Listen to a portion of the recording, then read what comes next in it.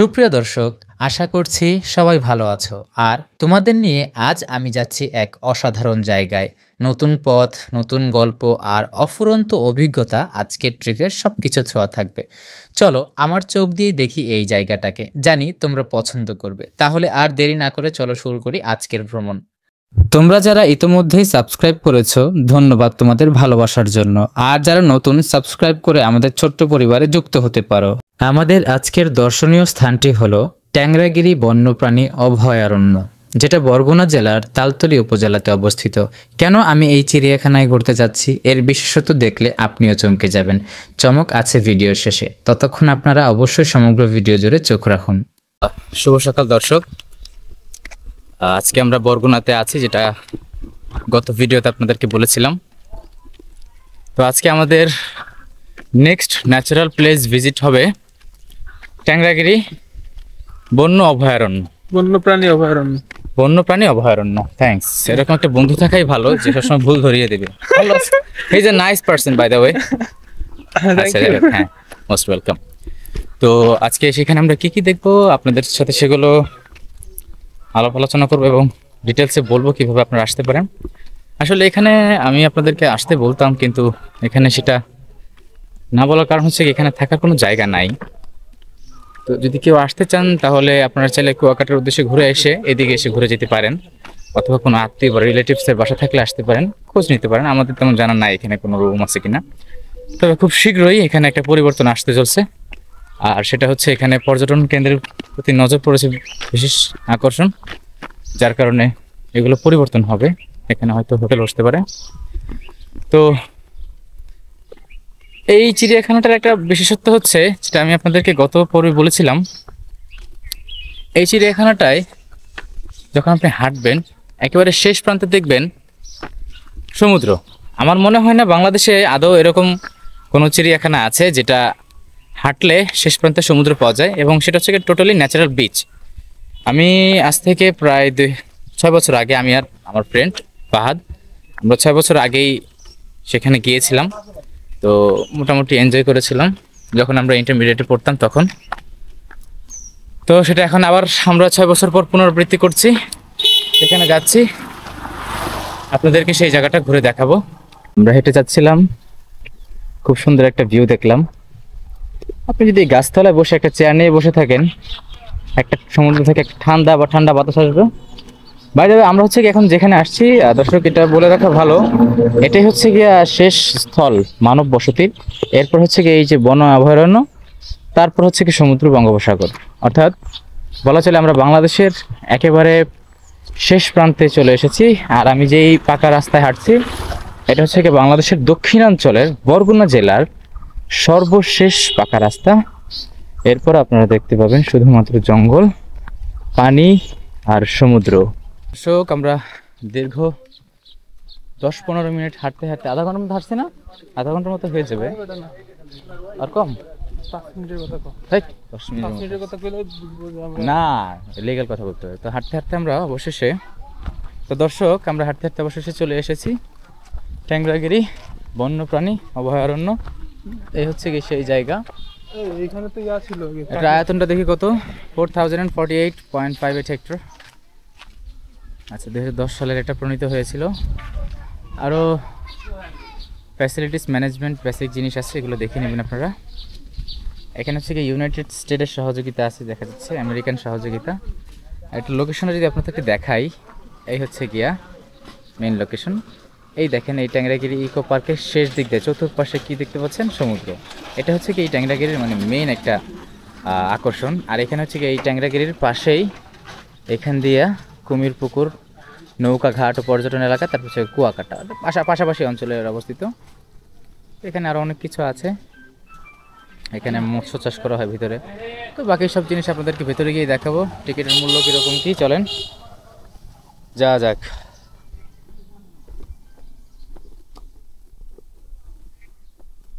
আসসালামু আলাইকুম, আসবো? যাক, তো আমরা এখানে ঘুরতে এসেছি নানা বাড়িতে। তো আপনাদের চিড়িয়াখানা কোনো সমস্যা হবে ভিডিও করলে? আমি তো কোনো বাধ্যবাধকতা আছে ভিতরে ভিডিও করলে? আচ্ছা, আর কোনো মানে ভিতরে কোনো সমস্যা নাই এমনিতে ভিডিও করলে নাকি? আর এমনি ভিতরে কি কোনো আক্রমণাত্মক প্রাণীর কি আছে এরকম কিছু জীবনের হুমকি? আর বানর মনে হয় ছাড়া থাকে এমনিতে জঙ্গলে নাকি? আচ্ছা, ওই কুমিরে যে একটা মানে ঘটনা ঘটেছিল মনে হয় 2019 সালে এরকম, 17 না? আচ্ছা, পরে ওইখানে পরে কি করা হয়েছে ওই জায়গাটাকে? এখন আর মানুষ চাইলে ঢুকতে পারে না। আচ্ছা আচ্ছা, কত করে টিকিট, কত করে? 11 টাকা 50 পয়সা না? এটা সরকারি রেট এটা না? আচ্ছা, অন্য অন্য জায়গায় অনেক দাম বেশি, যেমন আমাদের জাতীয় চিড়িয়াখানায় ওইখানে তো এখন দাম বাড়ছে। আর এই যে ব্রিজের কাহিনীটা এটা কখন শেষ হবে? তো এখানে যারা ক্যামেরা নিয়ে প্রবেশ করতে চান তাদের জন্য খুব সম্ভবত একটা হিসাব আছে। লঞ্চ, ট্রলার, বোট এর প্রবেশ ফি 100 ফুটের ঊর্ধ্বে 300 টাকা, 50 ফুটের ঊর্ধ্বে 100 ফুটের নিচে 200। তারপরে কি আছে, স্পিড বোট, নৌকো, ভ্রমণ ফি। দর্শক, আপনারা যারা আসবেন অবশ্যই এই লিস্টটা দেখে নেবেন। এখানে সত্যি খুবই সুন্দর করে ওনারা রসিদটা কেটেছেন। দেখা যাচ্ছে ট্যাংরাগিরি ইকো পার্ক। আমাদের ডেট দেওয়া আছে, কয়জন যাচ্ছি, সাথে কি নিচ্ছি, একটা ক্যামেরা, ভ্যাট ভাড়া সব মিলিয়ে আমাদের হচ্ছে এখানে চার্জ করা হয়েছে। তো আপনারা যদি ক্যামেরা আনেন অবশ্যই সেক্ষেত্রে টাকাটা বেশি দিতে হবে, এরকম বিষয়।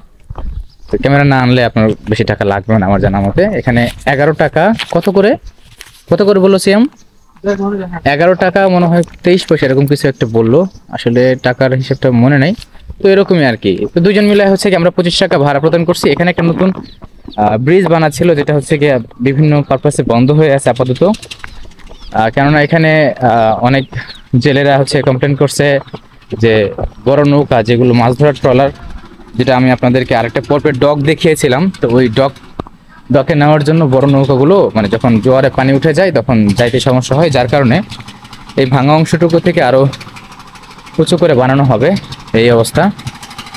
তো এখন আমরা ওই পারে যাবো এই নৌকা দিয়ে। যতক্ষণ ব্রিজটা হচ্ছে ততক্ষণ হচ্ছে 10 টাকা করে নৌকা দিয়ে আপনাদেরকে যাইতে হবে। তো আমরা আপাতত আমরা দুইজনই যাচ্ছি, আমি আর সিয়াম। তো আপনাদেরকে বাকি বিষয়গুলো দেখাবো। আর এই বিষয়টা আমার কাছে সত্যি খুবই ভালো লাগলো, একদম প্রকাশ্যে কোনো চাঁদাবাজি বা কোনো রকম এক্সট্রা অতিরিক্ত কোনো চার্জ নাই, সব ঠিকঠাক মতোই আছে।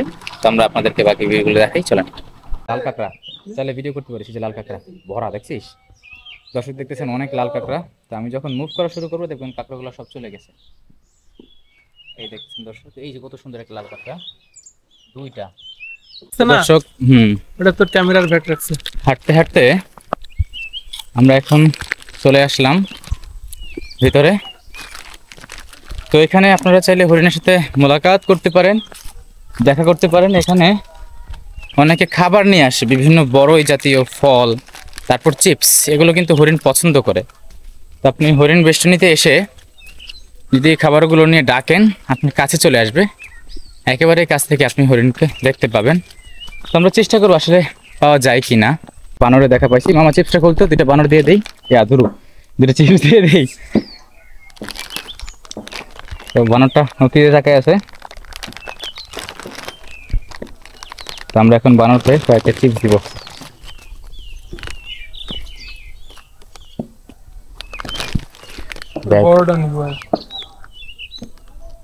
ও বড়টা খাবে, তুমি এটা নাও।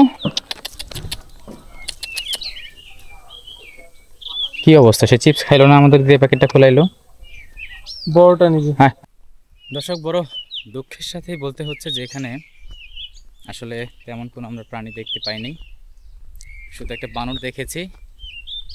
আর হরিণও আছে, যদিও হরিণ আসলে সকাল সকাল আসতে হয়, 8টার দিকে, 8:30 9টার দিকে যদি আসেন তখন হরিণের দেখাটা একটু পেতে পারেন আপনি এখানে।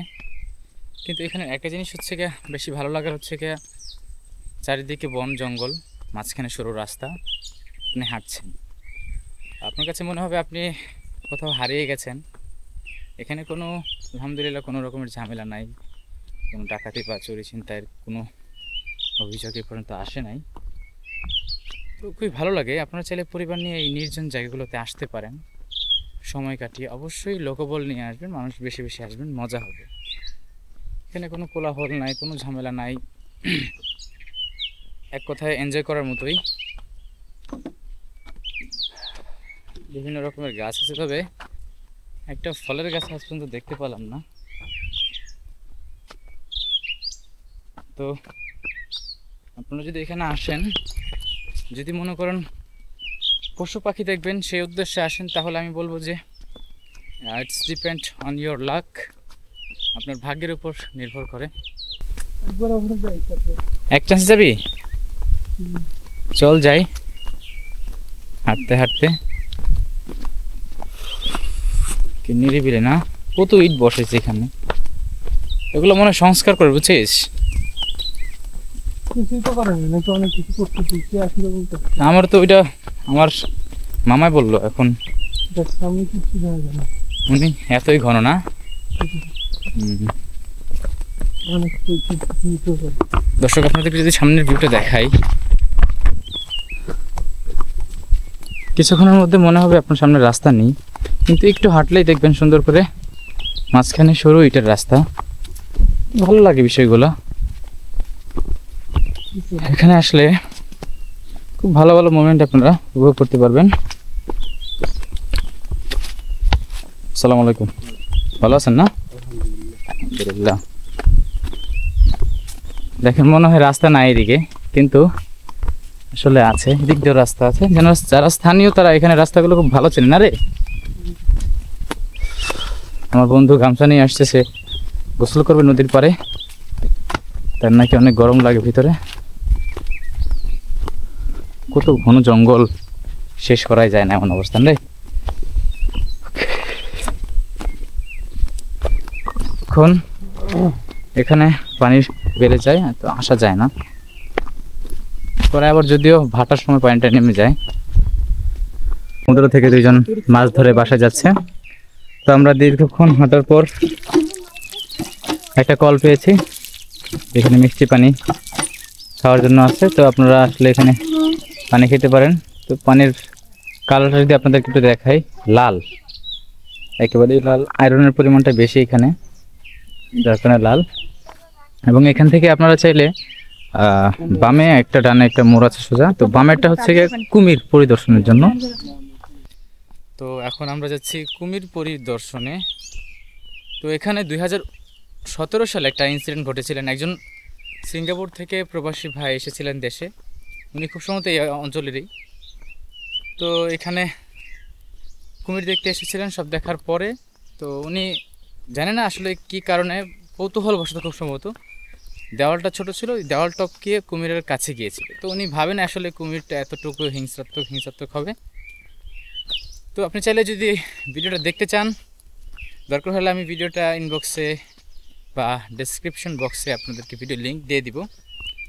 তো যখন উনি যান, তারপরে হচ্ছে গিয়া উনি বুঝতে পারেন নাই কুমিরটা তাকে আক্রমণ করে এবং তার পা ধরে নিয়ে যায়, পায়ের মধ্যে কামড় দিয়ে নিয়ে যায়। যেহেতু কুমিরের চোয়ালের প্রেশার খুবই উচ্চমানের, যার কারণে উনি আর সার্ভাইভ করতে পারেন নাই। তারপরে ওনাকে মেরে ফেলছে, একটা পা খুব সম্ভবত বিচ্ছিন্ন করে দিয়েছে শরীর থেকে। তো তার পরবর্তীতে বন বিভাগ ওই বছরই একটা উদ্যোগ নিয়েছিলেন, ওই বেড়াটাকে আরও উঁচু করছেন এবং উপরে লোহার খাঁচা দিয়ে দিয়েছেন, যার কারণে সেই সমস্যাটা না হয়। আসলে এখানে যে কুমিরটা আনা হয়েছে, এটা কিন্তু স্থানীয় থেকে ধরাই কুমির, ঠিক আছে? এই কুমিরটা কিন্তু কোনো জায়গা থেকে আনা হয় না, এখানেরই। তো এই চিড়িয়াখানাটার মূল হচ্ছে গিয়া প্রদর্শনী যা আছে সব এখানেরই জিনিস, বাইরে থেকে কোনো জিনিস আনা হয় নাই। তো আপনাদেরকে যদি সামনের রাস্তাটা দেখাই, খুবই সুন্দর করে বানানো হয়েছে, সত্যি খুবই অসাধারণ। দৌড় দিবা ফাহাদ? আমি দৌড় দিই, হ্যাঁ তুমি আসো আস্তে আস্তে। আমরা দৌড়ে দৌড়ে যদি যাই,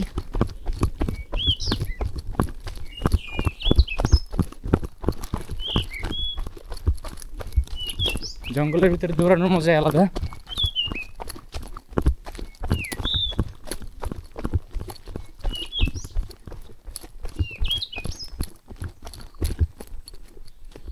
তো এই হলো সেই কাঙ্ক্ষিত স্থান, কুমির প্রজনন কেন্দ্র। তো আমরা কোন দিক দিয়ে যাব? আমার বন্ধু আসতেছে, ও ভিডিও করতেছে, তো আমরা যাচ্ছি এখন।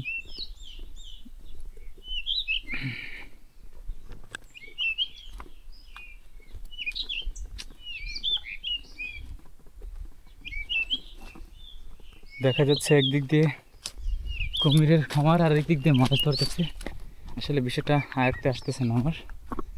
কাহিনীটা কি আসলে গেলেই বুঝতে পারবো। জায়গাটা এতটুকুই অগ্রহণযোগ্য, কিভাবে যে যায় সেটা এত করা মুশকিল।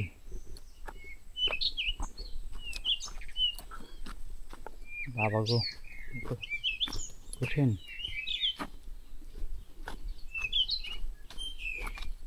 খুবই নিচু, যদি আপনাদেরকে দেখাই, আমি নুয়ে যাইতেছি।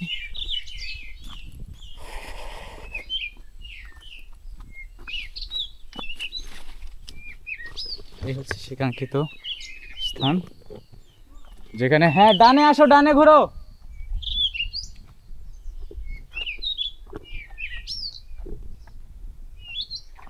এই হলো সেই কুমির রাখার জায়গা,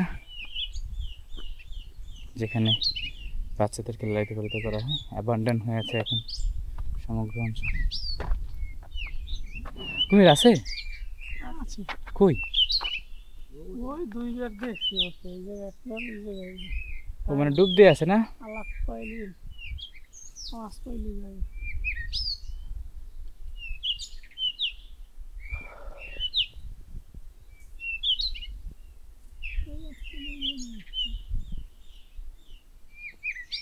তো এখানে কুমির ডুব দিয়ে আছে, যদি আমরা একটু দেখা পাই। অপেক্ষা করব কিছুক্ষণ। আমরা ফাইনালি একটা কুমির দেখতে পেলাম, এই যে বরাবর দেখা যাচ্ছে। আমি একটু জুম করে দেখাই আপনাদেরকে। এই হলো সেই কাঙ্ক্ষিত কুমির, মাথা ভাসে। আসলে এখন গরমের সিজন তো, যার কারণে কুমিরগুলো পানির মধ্যেই থাকে, কারণ পানির নিচে তাপমাত্রা উপরের তুলনায় অনেক কম থাকে, যার কারণে কুমিরগুলো নিচে থাকে। মাঝে মধ্যে ওরা আসে উপরে। খুবই ন্যাচারাল, অন্তত আমাদের জাতীয় চিড়িয়াখানার কুমির থেকে এরা অনেক সুখে আছে, কেন জাতীয় চিড়িয়াখানা যে কুমিরগুলো আছে খুবই স্বল্প জায়গায়। হ্যাঁ, একটা মাছ ধরার উদ্দেশ্যে ও লাফ দিছিল। মামা, এই মামা, দেখছো কিরকম আক্রমণাত্মক শালায়? হ্যাঁ, তোরা মারাত্মক খাবারটা দিছি, দেখছস? একজন মানুষ পাঠাতো।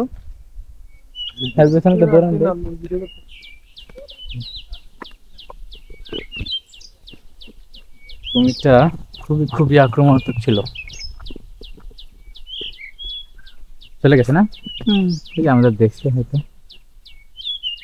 আবার। যাই হোক, আসলে গরমের তীব্রতাটা আসলে বেশি, যার কারণে কুমিরটা নিচে চলে যায়। আছে কয়টা মোট? 2টা দেখছেন আপনি? আমারও বলে যে 2টাই আছে। ওই বন অধিদপ্তরে জিজ্ঞেস করছিলাম কুমিরের কথা, বললো 2টা কুমির। ওই সাইডে একটা যাবে না, না ওদিকে জাগেন, ওই শ্যাওলার মধ্যে তো জাগবে না, জাগবে পরিষ্কার পানি, এখানে মাছ আছে। হ্যাঁ, এই কথা না বললে আমি চুপচাপ থাকে তাইলে যাই। খাবার কারণ তো পুরোটা দেয়া গেছে, একটু কম না।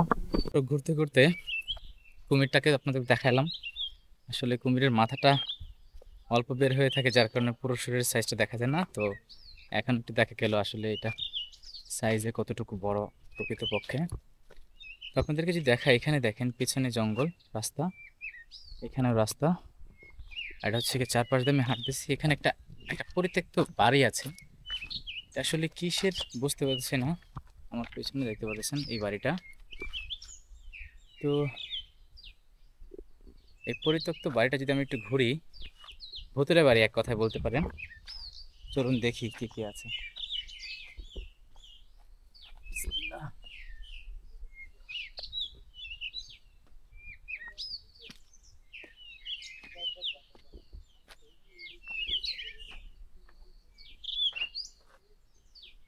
এটা কিসের?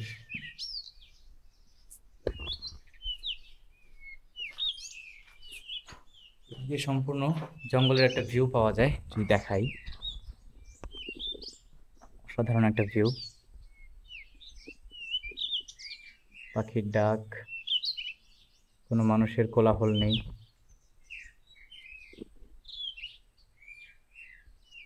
দর্শক বলে রাখি, এখানে কিন্তু যখন জোয়ার হয় দেখতে পাচ্ছেন মাটি ভিজা, তার মানে এখানে পানি আসে।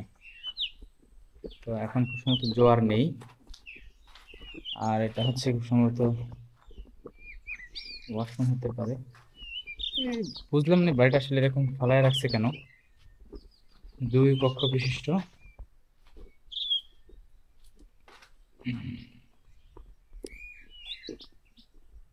খুবই অসাধারণ। জানালাটা ভেঙে পড়ে গেছে মনে হয়।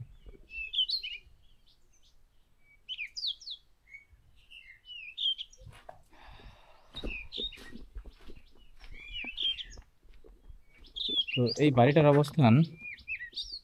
তো সুপ্রিয় দর্শকবৃন্দ, হাঁটতে হাঁটতে অনেকক্ষণ হেঁটে গেলাম, পথ কিন্তু শেষ হচ্ছেই না। তার উপর দিয়ে মাঝখানে একটা বাধা। তো বাধাটা অতিক্রম করে আমি এখন আগাচ্ছি। খালপাড়টা খুবই ভয়ঙ্কর দেখা যাচ্ছে অবস্থা। এটা হচ্ছে গিয়ে অঞ্চল, আর এটা হচ্ছে গিয়ে সাগর। তো ওইদিকে যদি পানি যায়, এই সিয়াম সাবধানে আসিস বন্ধু, পড়ে যাবি কিন্তু। অবস্থা বেশি ভালো লাগতেছে না আমার কাছে। এখানে মাছগুলো আছে, তুই যে মাছের কথা বলছিলি না, এগুলো অনেক আছে। এই যে দেখা যাচ্ছে নিচে, কি ভয়ঙ্কর অবস্থা। এগুলো সংস্কার করা হবে শীঘ্রই শুনলাম। যাই হোক, আমরা অলমোস্ট সমুদ্রের পাড়ে চলে এসেছি। হাঁটতে এমন একটা পরিত্যক্ত ঘর দেখলাম, কি ভূতের অবস্থা ভাবা যায়। মনে হচ্ছে সমুদ্রের পাড়ে চলে এসেছি, সমুদ্রের ঢেউয়ের শব্দ শোনা যাচ্ছে। সুপ্রিয় দর্শক, আপনাদেরকে যেই কথাটা আমি বারবার বলেছি যে এই চিড়িয়াখানার সবচেয়ে সুন্দর একটা বৈশিষ্ট্য হলো এটা শেষ প্রান্তে সমুদ্র। তো আমি এখন সেই কাঙ্ক্ষিত স্থানে চলে এসেছি। এখন আপনাদেরকে সেই জায়গাটা যদি একটু দেখাই। সিয়াম ঘুরে যাই, আসো। এদিক দিয়ে যাওয়া পসিবল না মনে হচ্ছে। তো সমুদ্রের ঢেউ মানে ভয়েসে আসতেছে কিনা রেকর্ডিং আমি আসলে বুঝতে পারতেছি না। মানে একটা কানে যে একটা মধুর ধ্বনি বাজতেছে, এটা শোনা যাইতেছে মাশাল্লাহ। ঢেউয়ের যে একটা শান্তি, একটা প্রশান্তি, সত্যি সত্যি সত্যি চমৎকার। কত সুন্দর। যদি আপনাদেরকে ভিউটা দেখাই দর্শক, এই দেখেন, এই হচ্ছে গিয়ে সেই কাঙ্ক্ষিত সমুদ্র সৈকত। Totally natural beach. আমি বলবো যারা কুয়াকাটা শুধু বিচ দেখতে যান তাদেরকে আমি বলবো আপনারা ব্যাগে করে কিছু খাবার নিয়ে আসবেন। খাবার নিয়ে এসে 8-10 জন মিলে আসবেন, চাদর নিয়ে আসবেন, এখানে বসবেন, দুপুরের খাবার খাবেন, একেবারে এই বিকাল পর্যন্ত সমুদ্রের চাইলে গোসল করতে পারেন, আর বিকাল পর্যন্ত আপনারা রেস্ট করতে পারবেন। এটা সম্পূর্ণ দূষণমুক্ত এলাকা। আপনারা একটা পলিথিনও দেখতে পাবেন না। কিছু কিছু প্লাস্টিক এখানে ভেসে আসে সমুদ্র দিয়ে। এমনিতে এটা একেবারেই দূষণমুক্ত। সুবহানাল্লাহ, সত্যি খুবই অসাধারণ। অনেকে দেখা যাচ্ছে মাছ ধরতেছে, দেখছেন দর্শক, কোনো মানুষ নাই। এরকম স্পটই তো মানুষ ঘুরতে চায় দর্শক। সত্যি অসাধারণ, মনোমুগ্ধকর একটা পরিবেশ। সাগরের ঢেউ আসতেছে।